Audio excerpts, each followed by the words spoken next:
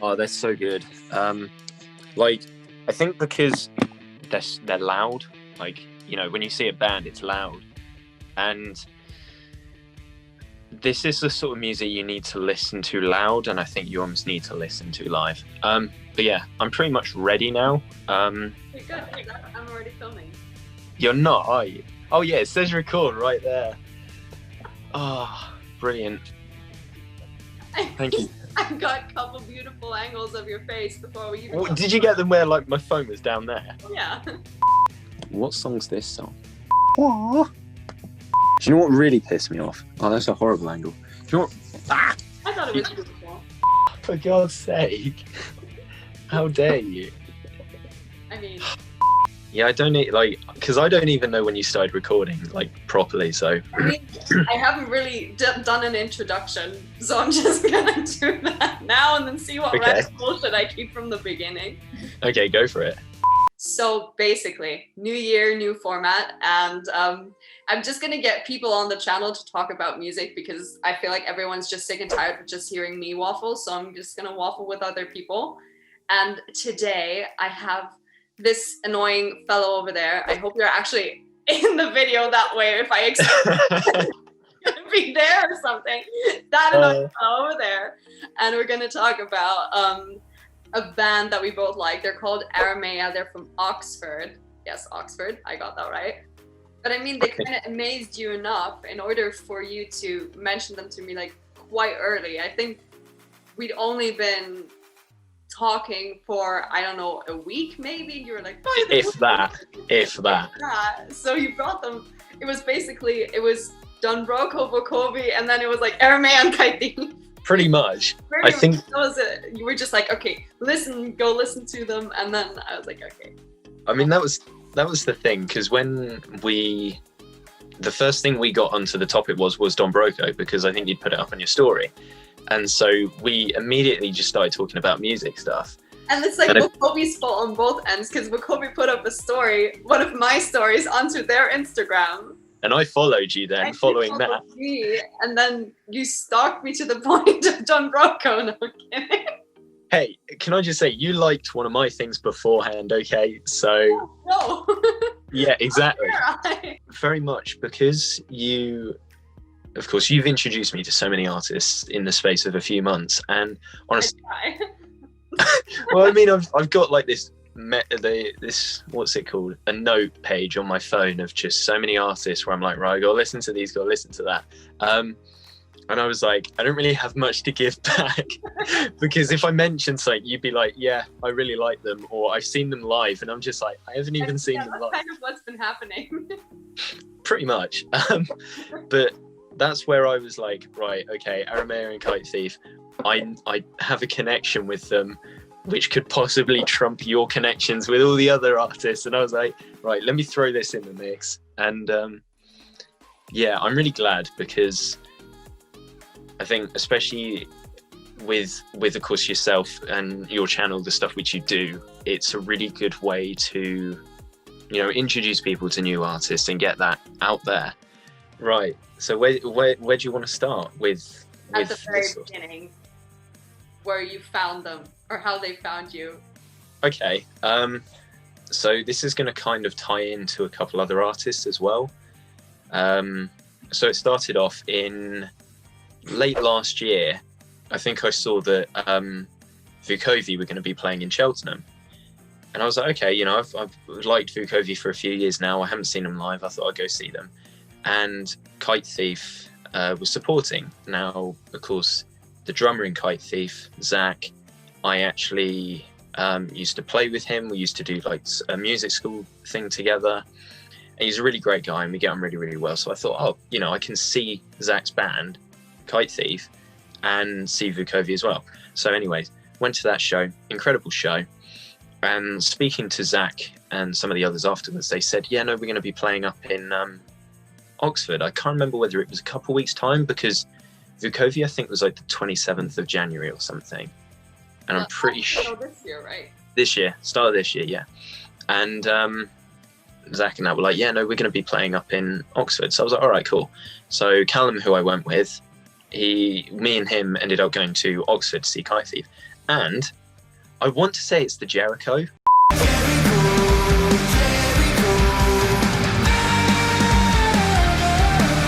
Not sure. Cool. That's what I was thinking of.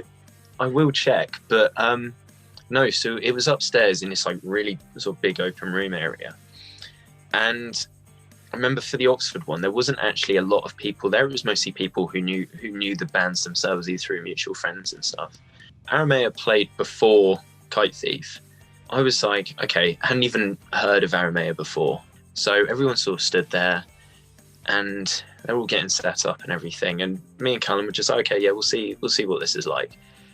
And I can't remember the first song which they opened with, but I just remember hearing like Tom's, it's got to be like it was either like a 7 or a 9-string guitar or something.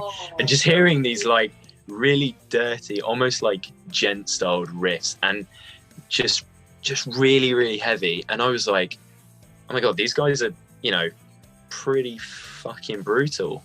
Like, because I didn't expect it. When you see Whitney, like, of course, like they're at the front. Cute, kind of. Yeah, exactly. Like you sort of think, and like having spoken to Whitney as well in person, Whitney has like a really soft, sweet voice, and when you meet her and then when you see her perform, it's just like, wow, that's like her voice is really, she's got a really strong voice. I mean, you can tell from the songs she's got that strength in her vocals. And I just remember hearing them live, like that first song, and I was like, okay, this is pretty, like I said, pretty fucking brutal. 4 or 5 of them, because I think Rich was still with them. Is it Rich? No, it's not Rich. No, Ricky's their drummer. Is it Dave? Ricky, Dave, Luke, Tom, and Whitney, right? Yeah, and when we saw them, they also had another guitarist called Dave. I'm pretty sure it was Dave. If not, I'm really sorry. And even though it was just them, they filled the room with sound. It was, you know, the balance was great. The filling of the song, because that's the other thing, which is always a fear when seeing a live band, is how well it's actually going to sound. Because of course, when it's all done in the studio, a lot of artists, you know, if they're having those additional components and then not having them when they're there live, it can really flatten the sound out.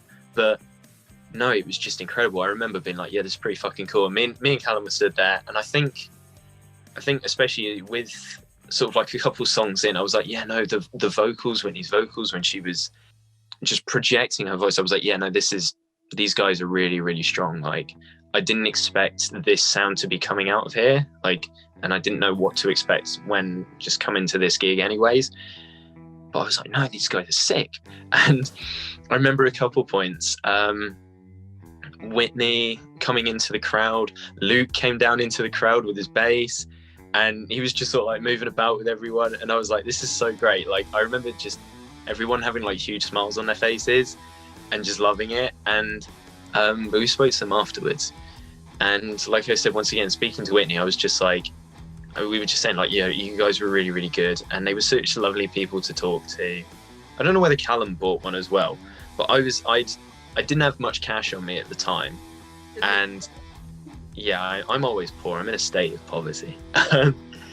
But Callum must have done. But anyways, we were like, right, we really like this band. We didn't have enough for like t-shirts or anything, so Callum was like, oh, can I have one of the lighters, because they had some Arimea lighters. And I was just like, yeah, I'll have one too. So I got one, and even though I don't smoke, I was just like, oh, it's just pretty cool to have anyways. They mentioned, oh, we're gonna be playing in Bristol in like a week or two's time. Me and Callum were both like, oh, you know, it'd be pretty cool if we were to go. And they were like, oh, we'd love to see you guys there. And so me and Callum looked at each other, and Callum was like, well, I think it was a Monday. He was like, it is a Monday, it's a work day. I said, I've still got leave to take. I could book some time off. And Callum was like, well, if needs be, if I need to, I can pull a sickie. And so we were just like, well, we'll hopefully see you there, because we weren't really sure at the time. We were like, oh, we'll just wait and see, whatever. So we drove down. It was the last one for the tour, the last show. Having only seen them literally a week or two ago, seeing them again, of course, we chatted to them beforehand. They were like, "Oh, I can't believe you guys actually came down." We were like, "Yeah, it was such a great show last time. We're gonna have to come again." Once again, I don't know what it was, but the acoustics in that room were so much better than Oxford, I'd say. They just, like, once again, I thought Oxford, I was like, damn, this is pretty, like, heavy stuff. And then just in that room with everyone else there, I was like, oh my God, this is amazing. Such a difference when the sound is mixed well, because I feel like sometimes the vocals are just, in comparison to all the other instruments, they're not as loud, especially if you have a lot of like heavy, filthy guitar sounds and it drowns out the vocals. So yeah, and I think that's where you almost need those sort of really quite enclosed rooms. Yeah, it must have been Forrest in the bit at the end where her vocals go like really she just keeps going louder and louder, and she got down like almost onto the floor and was just like I don't want to say bellowing because that doesn't do it justice, that makes it sound so bad, but just belting out this, it was just incredible, and everyone around was just like loving it, and I was just like, yeah, this is fucking amazing. Only seen them those 2 times, and both times be like absolutely blown away. I was like, and for such like a small upcoming band, I thought these guys have got it together. You know, they clearly know what they're doing when it comes to, you know, their actual ability, their musical ability, as well as things like songwriting, mixing, production, things like that. They know their shit. Never Really Over is, I think, the first song of theirs that I listened to, and it's a cover. And once again, it took me a bit to realize it was a cover because I don't know the Katy Perry song. I was like, oh, this is a good song. And then I went back and I listened to the original Katy Perry song. I was like, I like the Arimea version better. So I went back and listened to that. I think it's a really well done cover, to be honest. Yeah. It's like a fresh song for sure. And I also really like the other stuff they've put out. And I think from the EP to Circus, there's definitely a bit of a jump, as in like a change of style. Also, especially when it comes to vocals, I love the really high-pitched parts in Circus. They're like, oh yeah. When listening to the Circus, there's bits of it which give me like Disbelief vibes, and of course almost combinations of or sections of their other songs and merged into. But like you said, there's definitely a progression of sound, but I still think they kind of have a signature sound. In a way, maybe that's what you're saying with it sounds really similar, and there's parts of it. And I might go back and listen to the songs as well, because now I want to know.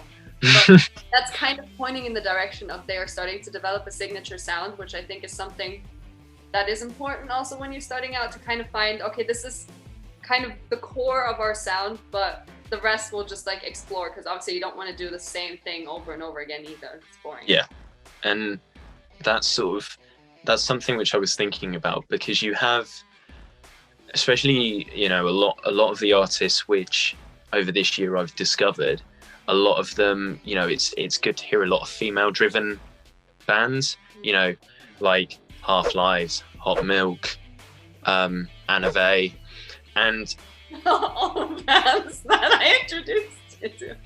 Yeah, pretty much. And of course Vukovi as well, but Oh my god. To be honest, I think there's a couple more, but once again, they'd just be ones which you've introduced me to, and I was like, yeah, okay. They're very vocally driven, you know, the vocalists are really got really powerful voices and that. And then when you go to the other end of the spectrum, where you've got like Ginger, which are quite heavy. I don't know if you've listened to them, but okay, so the one thing which really threw me off with them is their lead vocalist. She'll start screaming, as in like full on scream. And I'm just like, and it's not high pitch. It's really like almost, it sounds as if it's a man. And I remember hearing it and I was like, what the hell? Yeah. A friend of mine, Maddie, she introduced me to them and I was like, damn, this is mental. Arimea are sort of, I don't want to say a combination of them, because that doesn't do them justice.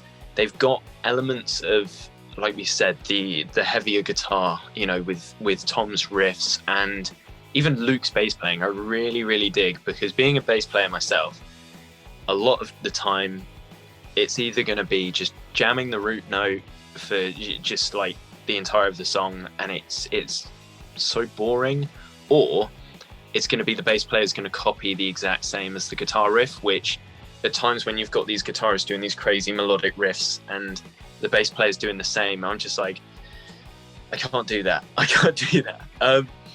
But Luke's playing really fits into the mix, and it stands out as its own section. It doesn't get lost in terms of it's just muddying the bottom of the sound just to fill it, and that's it.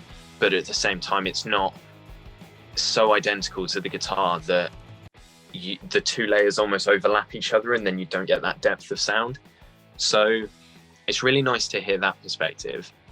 And then you've got like Ricky on the drums, and I remember chatting to him after I think it was like, I don't know whether it was before they played, but it was at some point at the Bristol show, and we were just chatting about stuff, and he's a great guy, like they all are. And I just remember talking to him about just sort of the different music and stuff which we were into in that. And afterwards I like followed him on Instagram, and I was looking through some of his stuff, and his drum playing is so articulate, there's so many different things, and it's nice not to have, I think you could almost sum up the band with what they do.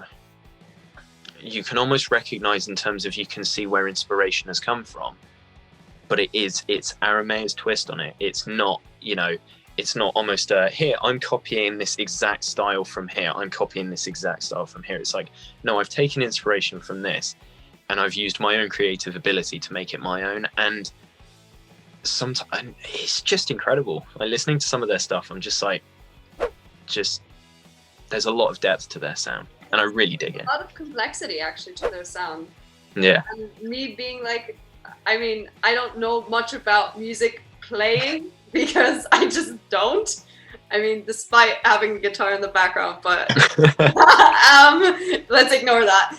But I can still tell that it's kind of like, especially a few sections are like quite complex. I'm like, this is neat. Like, because when you listen to the songs multiple times, you start noticing the individual instruments more, and like what they're doing. It's like, oh, this is actually quite smart. And then with the lyrics, like lyrically, they're also quite strong. I really like the lyrics. I read through them I think a week ago or something. I just went through the entire thing on Music Match. I was like, okay, I like this. This is kind of dark and angry, but I like it.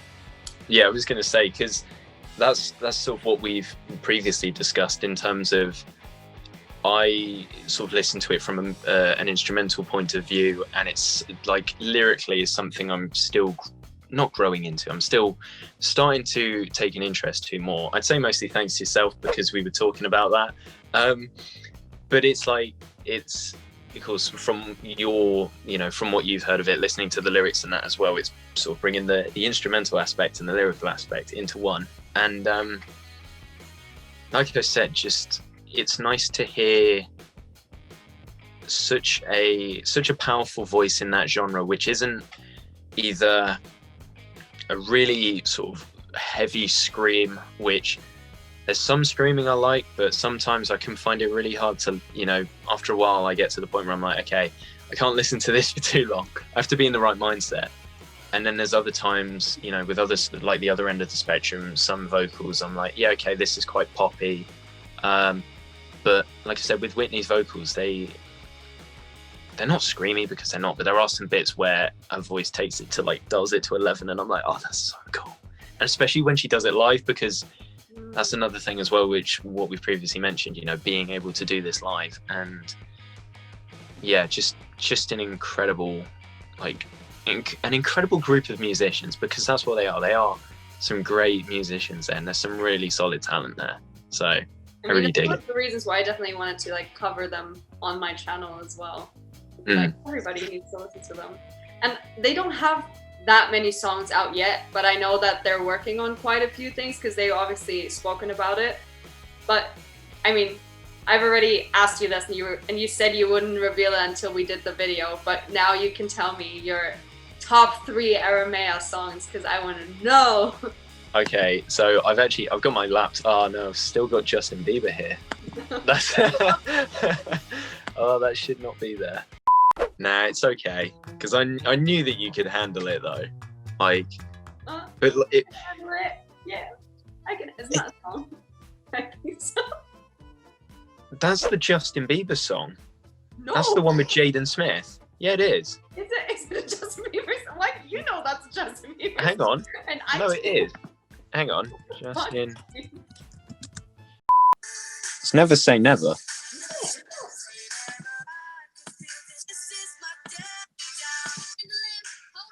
Yeah, this bit.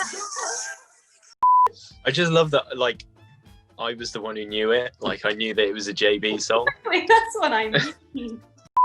For me, the one which always stays with me, which sticks in my head, is Disbelief, as I've already mentioned. I'm going to say that's probably my top.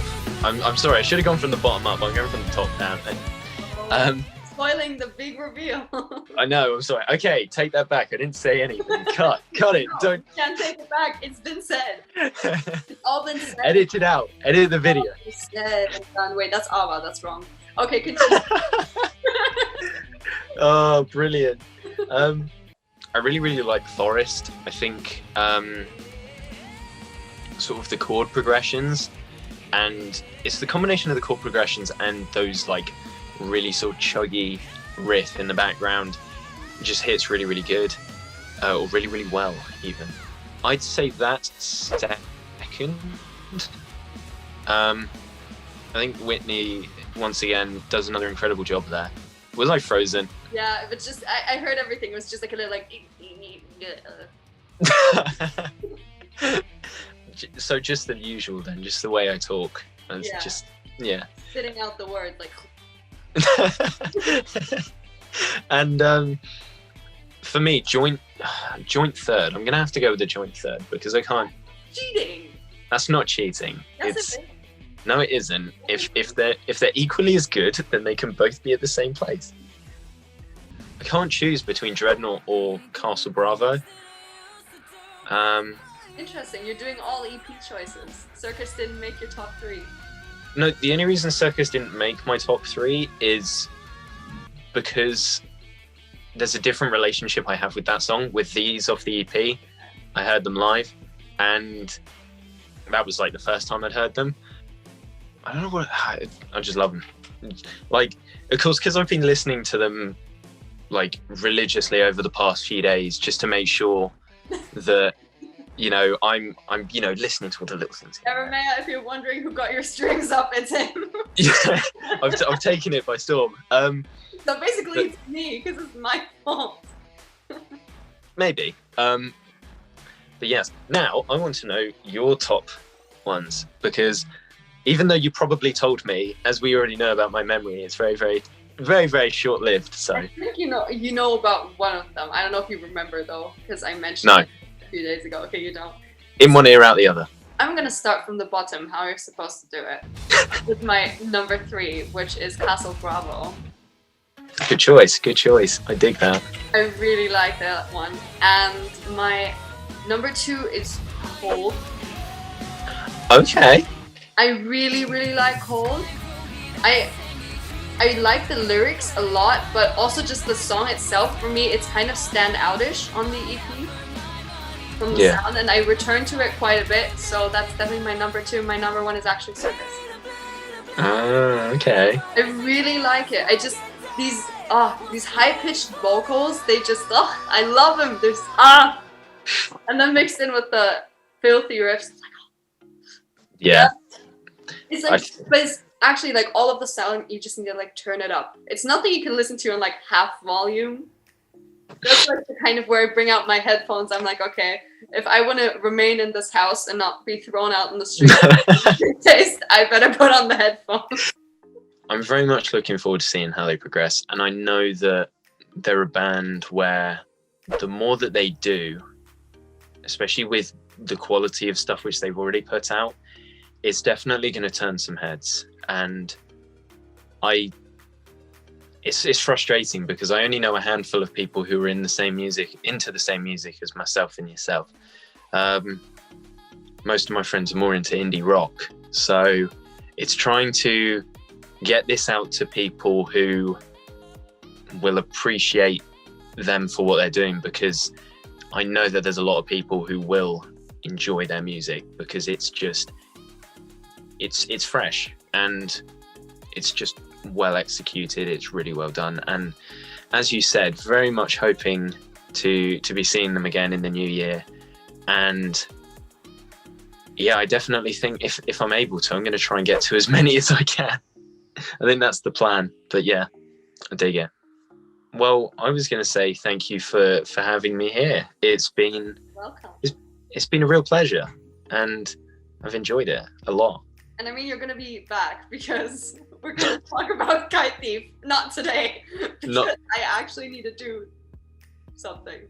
I'm going to listen to some Arimea while doing my daily workout. Because they're actually really good to work out to, the songs. I was going to say, yeah, definitely like that pump music. It really gets you. Definitely want to kill yourself, then put on some Arimea I'll Bring Me. That always just murders you. Jesus Christ. No, don't send out that message. If you want to listen to the music. No, let me do it, okay? Because that came across horribly. If you really want to listen to something which is going to get you pumped for your workout and really get you in the adrenaline vibes, then please listen to Arimea. Don't think about killing yourself, because that is not right, and ignore what you need to say. It's not funny. But yeah, if you want to get pumped and you want to, go work out, lift some weights, run a 10-kilometer run or whatever, you want to pump some iron, go listen to Arimea. And that is me. And ignore what Janine said. Ignore it. Only that little bit though. Well, it all comes down to the same thing, which is listen to Arimea for career. Yeah, exactly. Just listen, okay? Just do it. Listen for Otherwise there will be consequences.